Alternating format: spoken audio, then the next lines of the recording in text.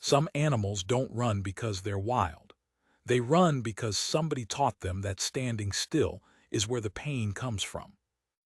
I've been around horses 51 years. I've seen green colts, spoiled colts, horses that would kill you out of meanness and horses that would die for you out of love.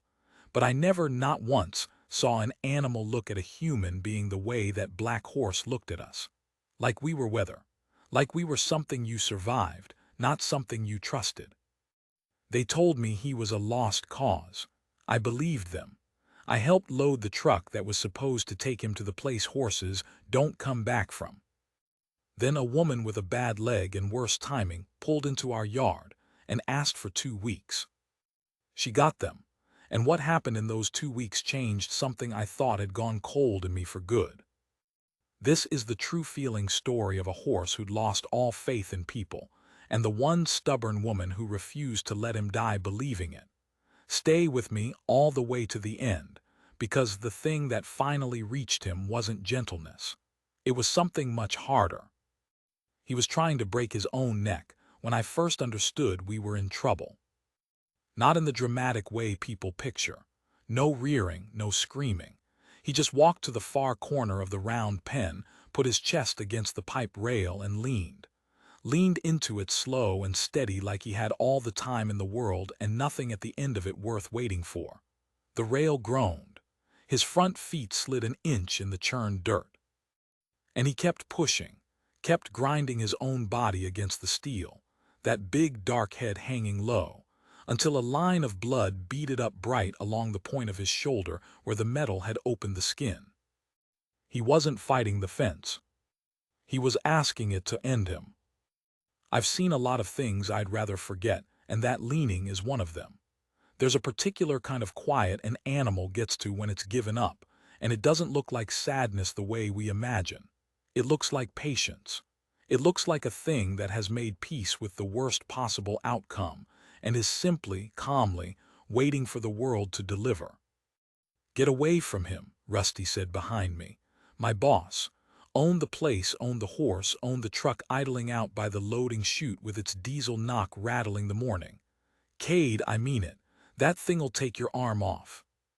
I didn't move any closer, but I didn't get away either. "Let me back up, because you deserve to know how a horse ends up like that, and how I ended up standing in the cold watching him try to kill himself against a fence. My name is Emmett Cade. Everybody's called me Cade so long that Emmett sounds like somebody else, somebody younger and dumber, which I suppose it was.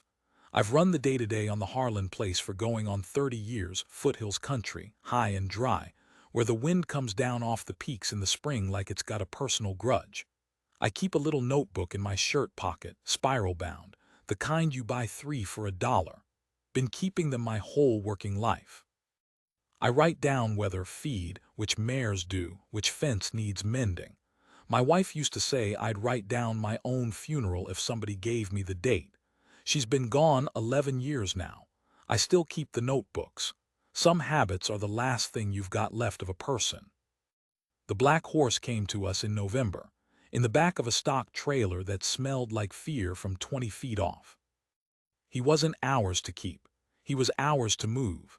That's a thing that happens in this business that folks don't like to talk about, the horses that fall through the bottom of the world. He'd been something once. You could see it in the bone. Long, clean legs, a hip built for power, that arched proud neck under all the ribs and scars. Somebody had paid real money for him at the start. Somebody had had big plans. The paperwork, what there was of it, told a story in gaps. He'd been a jumper. A good one early on. There were old photos, a girl in a black coat and a horse sailing over a rail like flying was easy. Then a new trainer. Then a string of owners that got shorter each time, the way a name gets shorter when nobody wants to be attached to it long. Somewhere in there a barn had used what they call correction. Draw reins cranked till his chin touched his chest.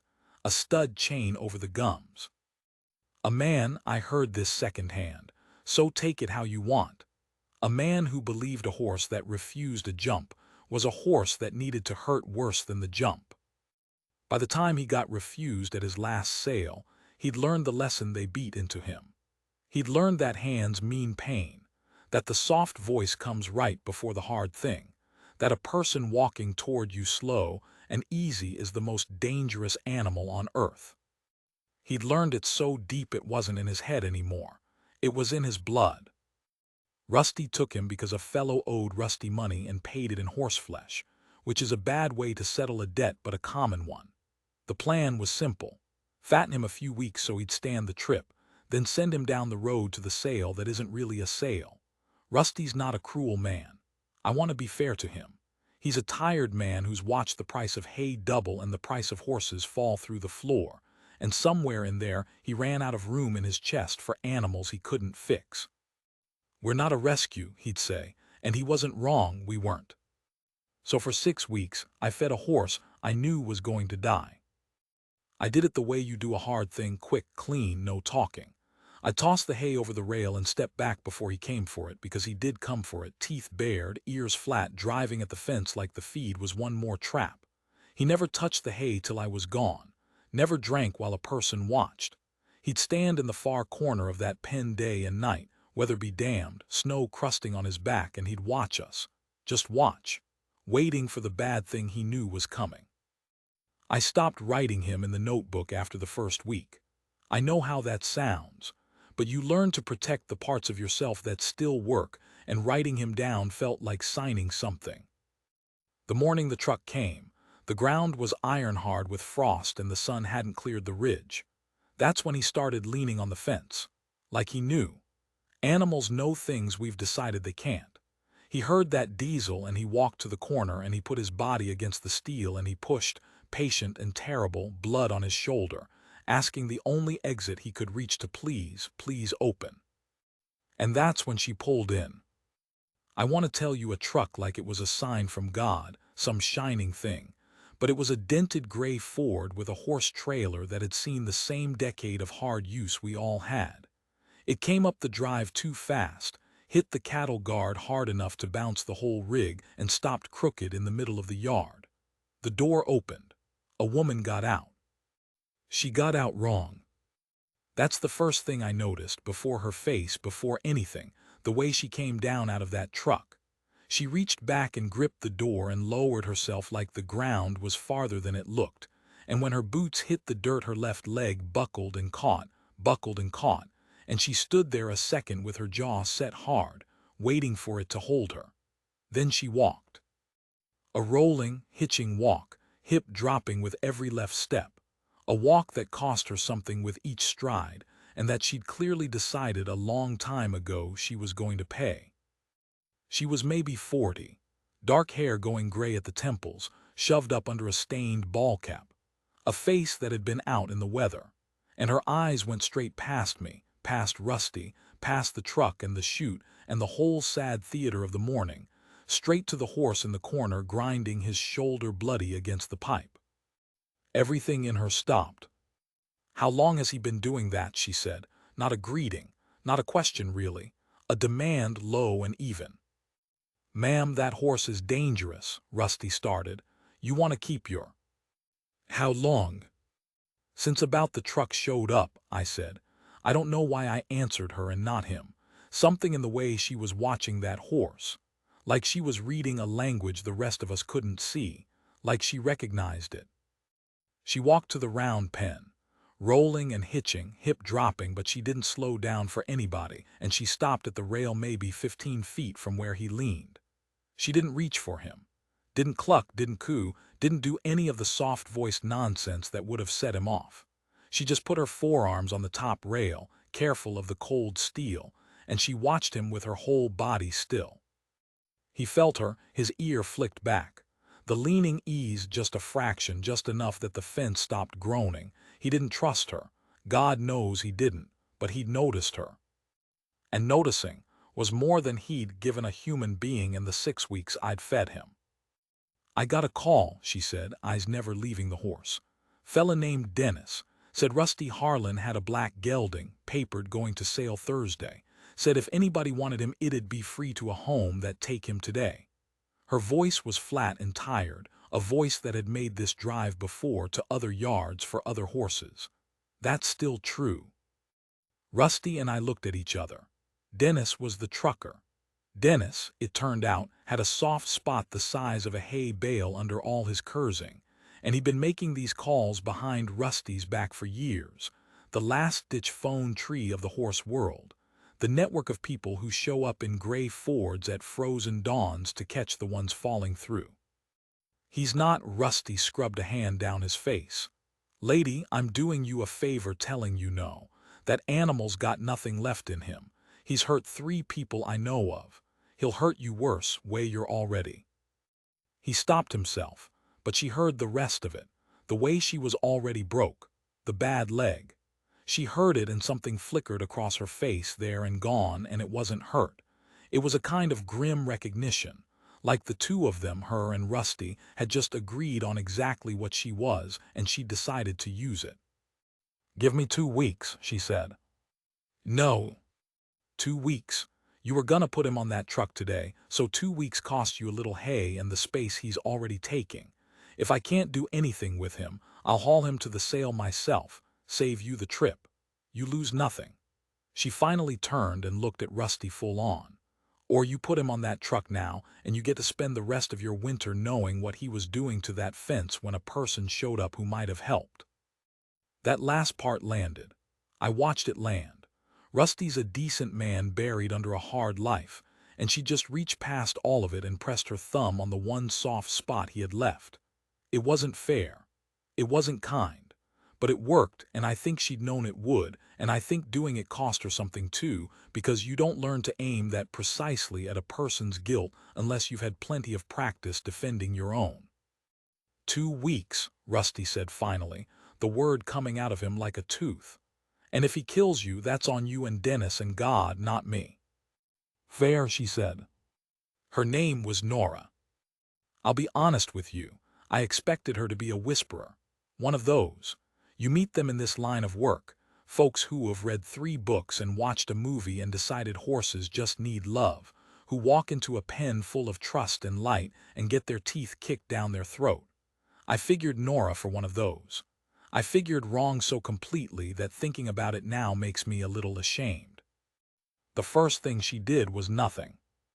She backed her trailer up to the round pen, opened the gates so there was a chute of pipe panels connecting his pen to the trailer, and then she pulled a lawn chair, a busted webbed lawn chair, faded to no color at all, out of the truck bed and set it up in the alley between the panels. And she sat down. That's it, that's the whole first day. She sat in that chair with a thermos and a book she never opened, 40 feet from the horse, and she did not look at him. She looked at the mountains. She looked at her hands. She dozed, chin on her chest, hat pulled low. And the horse, who had spent 6 weeks in a corner braced for attack slowly over hours, stopped bracing. There was nothing to brace against. No hay thrown at him. No slow-walking predator. No soft voice before a hard thing. Just a broken-down woman in a broken-down chair, being boring on purpose, for hours, until the sun went behind the ridge and the cold came down hard, and she got up hitching and stiff and drove off to wherever she was staying and left the chair. The chair stayed. That was the thing. She left the chair so that when she came back the next morning it would already be part of his world, not a new threat. "She's not gonna do anything," Rusty said, watching from the barn. "She's just gonna sit there till her 2 weeks is up and haul him off same as us." "Maybe," I said. But I'd stopped believing that around noon, when the horse, after hours of pretending not to care, had walked, one slow, reluctant step at a time, from the far corner to the near rail, and stood in the sun 20 feet from the sleeping woman, and lowered his head and closed his eyes. He'd slept, standing near a human in daylight with his eyes shut. I'd fed that horse for 6 weeks and never once seen him sleep. I didn't write it in the notebook. Told myself I forgot. But that night, sitting at my kitchen table with the wind working at the window and the empty chair across from me that's been empty 11 years, I got the notebook out and I wrote one line. "Black horse slept today, she just sat there." And I sat looking at that line a long time, longer than it deserved, because there was a thing underneath it I didn't want to look at straight, and the thing was this. I had given up on him. Same as everybody. Same as I'd quietly given up on a few things in myself I don't need to lay out here. And a woman who could barely walk had shown up and refused to, and I couldn't tell anymore if I was watching her fix the horse or watching her show me something about the difference between tired and done. They're not the same thing, I'd forgotten that. I think a lot of us forget that. Day 3 she brought the rope. Not to catch him. She looped it over her shoulder and sat in the chair, and every so often she'd take it off and coil it and toss it, easy, at a fence post, thump, coil, so that the sound and the motion of a rope became just another dull fact of his afternoon and not the prelude to being tied and hurt. She never once threw it near him. She let him watch her do a thing with a rope 100 times that had nothing to do with him. That's when I understood she wasn't gentling him. Gentling's too small a word. She was rebuilding from the ground up the whole broken machinery of what a human being meant. Rope doesn't mean pain. Hand doesn't mean pain. Voice doesn't mean the hard things coming. She was taking every single association that man with the stud chain had burned into him, and she was setting it, patiently, boringly, next to a version where nothing bad happened, over and over, until the horse's blood could hold both. Day 4, she talked to me for the first time about something other than the horse. I'd brought her coffee. I don't know why. My own hands did it before my head signed off. And she took it and nodded thanks, and we stood at the rail a while in the cold, watching him drift closer than he'd been. "You ride?" she asked. "Used to, rodeo young, ranch work after, knees quit before I did." I nodded at her leg without meaning to, then wished I hadn't. "You?" She was quiet a second. "Avented, 3 day, I was good." She said it flat, no brag in it, a fact about a dead woman. "Fell at a water complex, 3 years back now. Horse came down on top of me.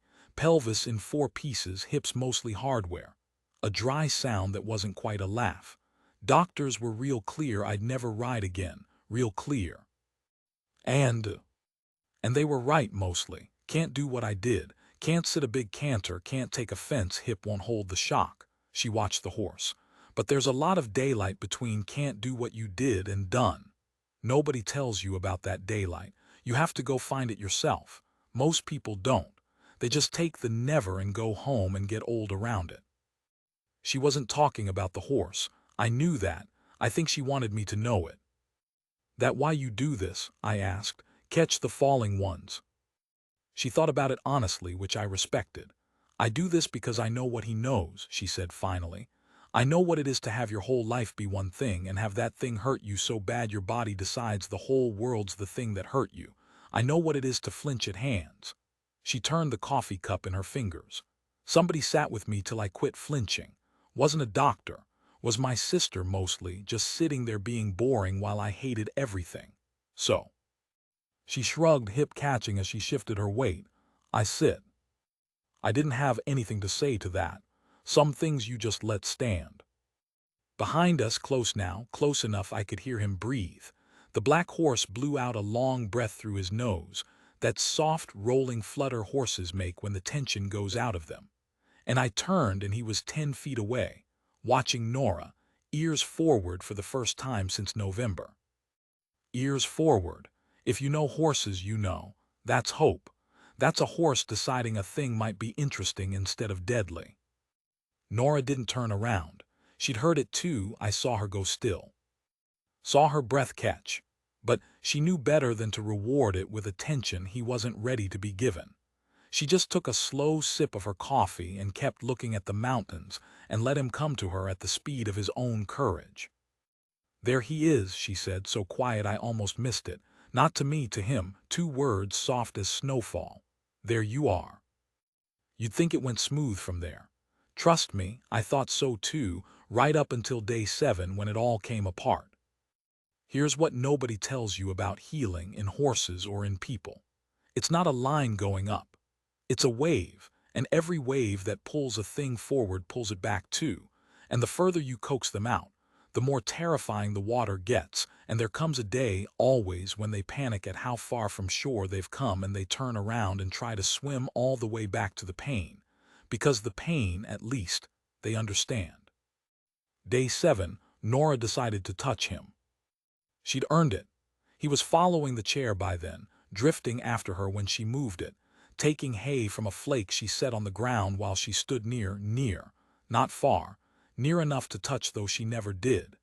He'd let her run a lariat's soft loop along his shoulder from a distance, the rope reaching where her hand couldn't yet, and he'd trembled but he'd stood. So on day 7 she stood at his shoulder, downwind, still as a fence post, and she lifted her hand, slow, from below, never toward his head. A horse hates a hand that comes at the head, and she laid 2 fingers on the flat of his neck. He came apart. I've seen wrecks. I've seen a horse go through a stall wall. But I'd never seen an animal have a memory the way he had one right then, because that's what it was. Her 2 fingers touched his neck and he wasn't in our round pen anymore. He was back in that other barn with that other man. And every ounce of the terror he'd been slowly setting down came roaring back up his spine at once. He exploded sideways, struck out. And Nora with her hip full of hardware, Nora who couldn't move fast, who told me herself she couldn't take a shock. Didn't get clear. His shoulder caught her. Not a kick, thank God, or she'd be dead. His shoulder, 1,200 pounds of panicking horse, slammed into her and threw her into the pipe rail, and I heard the sound she made hit the steel, and I was over the fence before I knew I was moving, my old knees screaming, hollering something, and Rusty was running from the barn, and the horse was flat against the far side of the pen with his eyes rolled white and his whole body shaking so hard I could see it from across the pen. Nora was down in the dirt against the rail, not moving. For one long horrible second I thought that was it. I thought the horse had killed her and I was going to have to live the rest of my life having watched it. I got to her, got a hand under her, and she was gray-faced and gasping. The wind knocked clean out of her. One arm wrapped around her bad side, and when she could pull air she pulled it in a thin whistling scream through her teeth, and I knew, I've had ribs go. I know the sound of it. I knew something in her had broken. "Don't," she wheezed when I tried to move her. "Don't move me, just—" She got her eyes open, found me. "Is he hurt himself?" I stared at her. She's on the ground with a busted rib and a hip full of screws, 12 feet from the animal that just did it to her, and the first coherent thing out of her mouth is he hurt?" "He's fine," I said. "Nora, we gotta get you to town, you need." "No," she grabbed my sleeve, grip like wire. "Listen to me, listen. If you and Rusty come in here now, ropes and panic and hauling me out, that's it. That's the last thing he sees. Person tries to touch him, everything goes to hell, he gets punished for it in his head forever. You understand? He'll never let a hand near him again. Not mine, not anybody's. It'll set for good." She was crying now, but not from the pain, or not only. I pushed too fast. "This is on me, not him. Don't let him pay for my mistake, please." And here, this is the part I've never been able to explain right to anybody who wasn't standing there. Here is where a woman with a broken rib made me hold still. Rusty had reached the rail. He had a rope. His face said, "Shoot the horse, get her out, this is done." And every sensible thing I've ever known agreed with him. You don't gamble a person's life on an animal's feelings. You don't. It's not close. But she was looking at me, and behind her the horse had stopped shaking. He'd heard her voice. Low and broken and hurting, and it wasn't the soft voice before the hard thing, because the hard thing had already happened and her voice hadn't changed. Her voice was still just Nora, still just the boring safe sound he'd learned over 7 days. And he was watching her on the ground with an expression I can only call anguish, because that's what it was. An animal watching the one safe thing in its world lying hurt and understanding, in whatever way a horse understands, that he had done it. He took a step toward her. Nobody breathed. He took another. Head low, ears working, the whole terrified length of him inching across the dirt toward the woman he'd thrown into a fence, not away, toward, and he stopped an arm's length from her boots, and he dropped his nose down to her, and he blew that long, soft breath across her. The flutter, the one that means the tension's going out of me, the one that means safe, and he stood there over her like he was trying to undo it with his body. Nora, flat on her back in the dirt, hurting, crying, reached up one shaking hand slow from below the way she'd taught herself, and this time he didn't move. Her fingers touched his nose, and he let her. "There you are," she whispered. "There you are, it's okay, I'm okay. It wasn't your fault, baby. It was never your fault." Rusty lowered the rope. I'm 68 years old, and I sat down in the frozen dirt of that round pen, and I put my face in my hands. And I don't mind telling you what came out of me, because it had been 11 years since I'd let it, and it was long past due. We did get her to town. She let us after walked out on her own 2 feet, leaning on me and Rusty both, because she wouldn't be carried past him. Cracked rib, as it turned out, and a hip that lit up on the x-ray like a Christmas tree but hadn't come apart again, which the doctor called a miracle and Nora called Tuesday. She was back the next morning, taped up, gray in the face, moving worse than ever. Rusty told her she was insane. She agreed and sat down in the chair. The 2 weeks weren't up.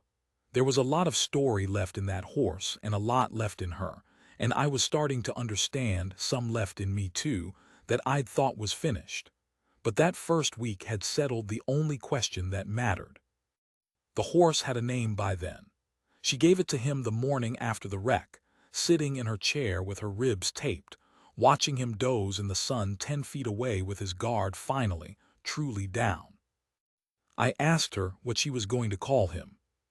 She thought about it a while, then she said Saul. Like the sun. Like the ground you stand on when there's nothing else, she said. Both, I guess. And she smiled, first time I'd seen her do it, a small tired crack of a smile, and she said, "He's the reason I can still do this. Every one of them I catch, they're the reason. So," she shrugged, careful of the tape. "Saul." I wrote it in the notebook that night. First real entry in a long time. Horse has a name now. Saul. She's not going to be able to keep sitting like this. Something in her leg is worse than she's saying. I underlined that last part twice. I wish to God I'd been wrong about it. The morning I found out how much it was costing her, there was blood in the snow by the lawn chair, and it wasn't the horse's. I want to be careful telling this part, because it's easy to make it a sad thing, and it was, but it wasn't only that, and Nora would come back and haunt me if I turned her into a sad thing. She spent her whole life refusing to be one. So let me tell it the way it happened, with the good and the bad tangled up together the way they always really are. It was the 3rd week. The 2 weeks Rusty gave her had come and gone, and neither he nor anybody else brought up the truck again, because by then the idea of loading Saul was as ridiculous as loading Nora. Something had shifted on the whole place. Rusty found reasons to be near the round pen. The other hands did too. A ranch that had watched a horse try to die in a corner for 6 weeks was now, quietly, a ranch that had a stake in seeing him live. Animals do that. A good story does that. It reminds a bunch of hard, tired people that they used to believe in something. But that morning I came out early before light, because I'd taken to checking on things. And I found the chair pulled up close to the rail and Nora in it, and she was asleep, or I thought she was asleep, with Saul standing right up against the pipe beside her, close as he could get, his big dark head hanging low over the rail above her like a roof. And there was blood in the snow under her chair. A little. Dark. And a paper sack from the drugstore in town, and inside it the things a person needs when their body is failing them and they're trying not to let anybody see. She woke when my boot hit the frost, came up fast, then winced and slowed and saw me looking at the snow, and there wasn't any point either of us pretending. "It's not the rib," I said. "No," she said. "It's not the hip either." She was quiet a while. Saul shifted above her, blew a breath into her hair, and she reached up without looking and laid her hand flat on his cheek, and he leaned into it, this horse who 3 weeks ago would have killed anyone who tried, and the trust between them by then was such a plain established fact that it didn't even seem remarkable anymore, which is its own kind of miracle when you think about how it started. "You know how I told you the hip was mostly hardware," she said finally. "There's a lot they put in a body to hold it together, and sometimes the body doesn't want it there, and sometimes," she stopped, started again. "There's an infection, deep in the bone, started a while back. I've been on pills for it that stopped working around Christmas. They want to go back in. Take the hardware out, clean it, put new in if they even can. It's a long surgery for a bad candidate, and the man who do it keeps using the word quality of life at me like it's a favor. Her jaw did the thing it did. And I keep telling him my quality of life is sitting in a frozen lawn chair with a horse that used to want to die, and he doesn't write that down. Nora, I didn't know what I was going to say. You've been sitting out here in the cold for 3 weeks with a bone infection. I've been sitting out here doing the one thing left that makes the whole mess worth it, she said, and there wasn't any self-pity in it, which is what wrecked me. There was just a person telling you the true shape of their own life. You want to talk me into a hospital, Cade, you can save your breath. I've done the math the doctors do. I know what I've got and I know what I'm spending it on. This. She moved her hand on Saul's cheek and the horse's eyes half closed. This is what I'm spending it on. I stood there in the cold with the light coming up gray over the ridge, and I had to decide, right then, what kind of man I was going to be about it. Because I could fight her. I could call somebody. I could be sensible, and sensible said get her to a hospital and make her live. But I'd learned something from her, that first week, kneeling in the dirt while a broken horse chose to walk toward the woman he'd hurt. I'd learned there's a difference between saving a thing and controlling it. That love, real love, the hard kind, sometimes means sitting in a lawn chair being boring while somebody does the thing they've decided to do with what's left of themselves, even when it costs you to watch. All right, I said. She looked at me surprised. All right, I said again, but you don't sit out here alone anymore. I'll bring 2 chairs. She looked at me a long moment, and something moved behind her eyes, and she nodded once and looked back at the horse so I wouldn't see whatever it was. 2 chairs, she said. Okay. I brought 2 chairs. Here is the thing I need you to understand about the next few weeks, the good weeks, before I tell you the end. They were happy. I know how that sounds given everything, but they were. Some of the best of my whole life, and I've had a good life and lost a lot of it. We fell into a rhythm, the 3 of us, me and Nora and Saul, and often Rusty, and often the young hands drifting over on their brakes to lean on the rail. Nora taught. That's what she did with those weeks, she taught, because she wasn't going to be gentling horses in cold pens much longer, and she knew it. And everything she knew she started pouring into whoever would hold still and take it. She taught me to read a horse the way she read one. Showed me what she'd seen the first morning in the leaning that the rest of us had missed, the whole silent grammar of an animal's fear and hope, the flick of an ear that means maybe, the blink that means I've decided you're all right, the way a horse licks and chews when a hard thought resolves into an easier one. I'd been around horses 50 years, and she taught me to actually see them in 3 weeks. That's not a knock on me. That's what she was. And Saul got better in a way that stopped being about surviving and started being about living. He got playful. This animal who tried to grind himself to death on a fence started stealing Nora's ball cap off the rail and flinging it, prancing off with it, wanting to be chased, a game. An actual game, invented by a horse who 3 months back didn't believe the world contained anything but harm. First time he did it, Nora laughed so hard she had to hold her ribs, and the sound of it startled a flock of something out of the cottonwoods, and Saul spooked at his own mischief and came trotting back to hide his head against her chest. And she stood there in the middle of the pen with her arms around a horse's neck and her face buried in his mane, laughing, and I saw it, not only laughing, and I looked away to give them the moment, because some things aren't yours to watch. We got him under saddle. Not for riding, her hip was long past that, and I wouldn't have let her anyway. But she wanted him to know that a saddle didn't mean the old life either, that even that could be made safe. So we did it slow, over days, the boringest saddling in the history of horses, until the thing that had once meant a man and a stud chain, and a jump he'd be punished for refusing, became just another dull, safe fact of Saul's good new life. The day he stood quiet with the saddle on and his ears forward, and reached around to lip at the stirrup like it was a curiosity, Nora sat down in her chair and cried, quietly, the way you cry when a thing you weren't sure you'd live to see happens after all. Somebody's going to ride him someday, she said, watching him. Some kid.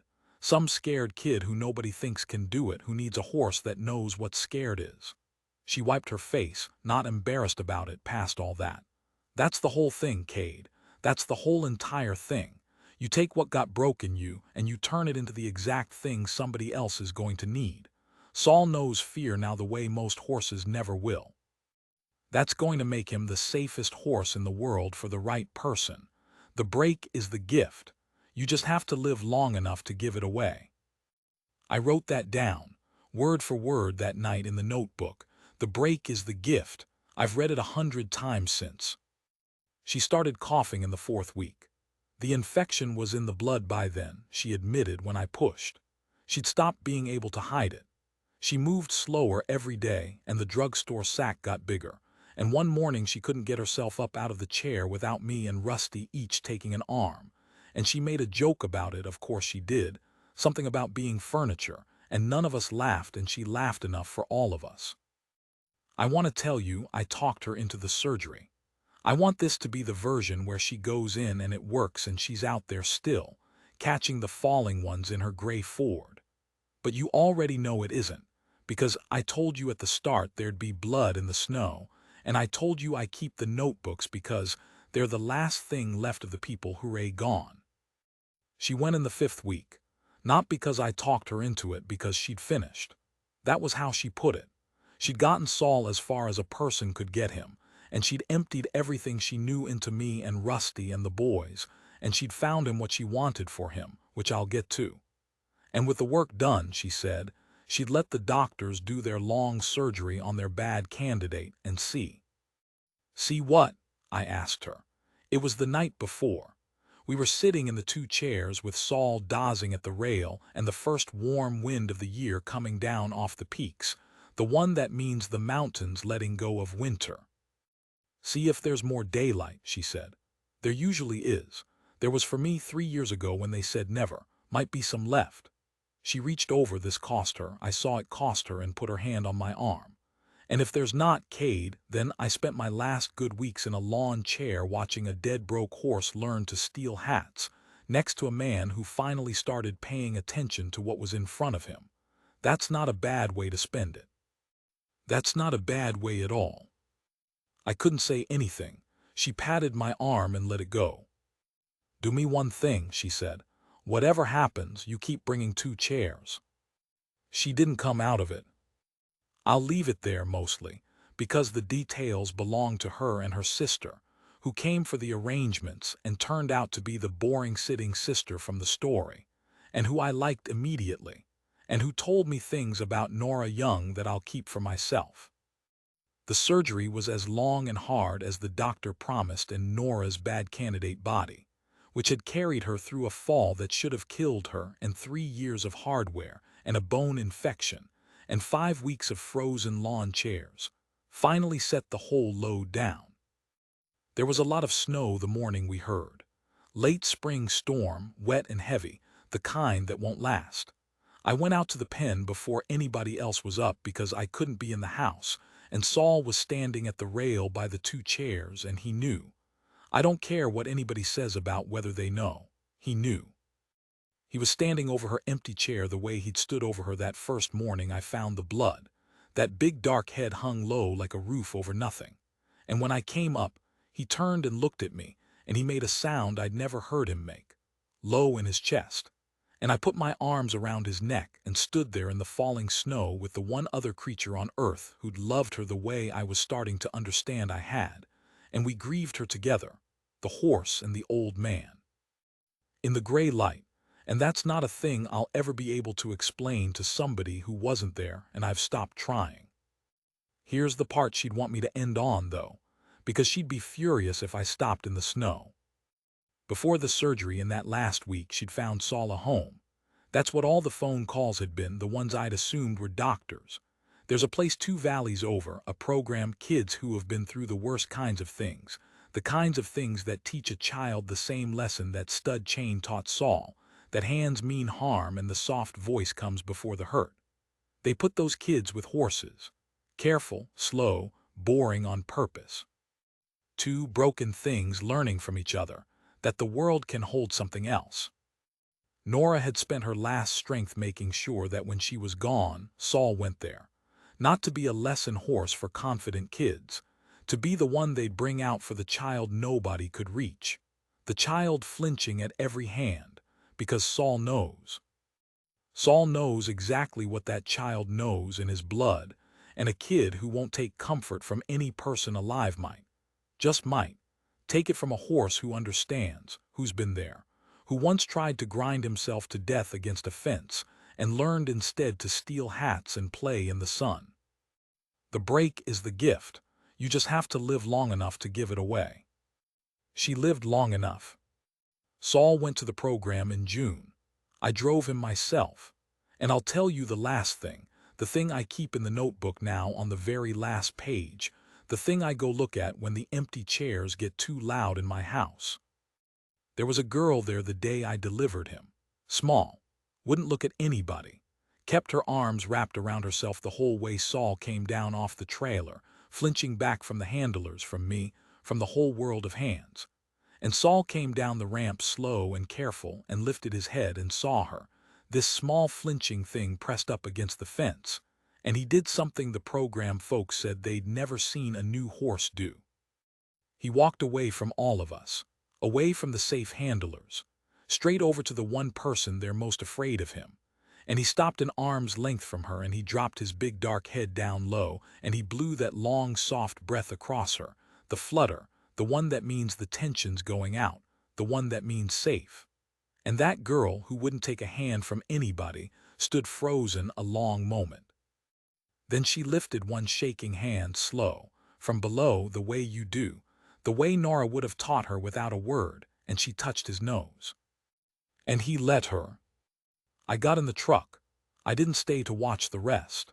Some things aren't yours to watch, and anyway I had somewhere to be, and anyway I couldn't see the road too good right then and it wouldn't have been safe to try.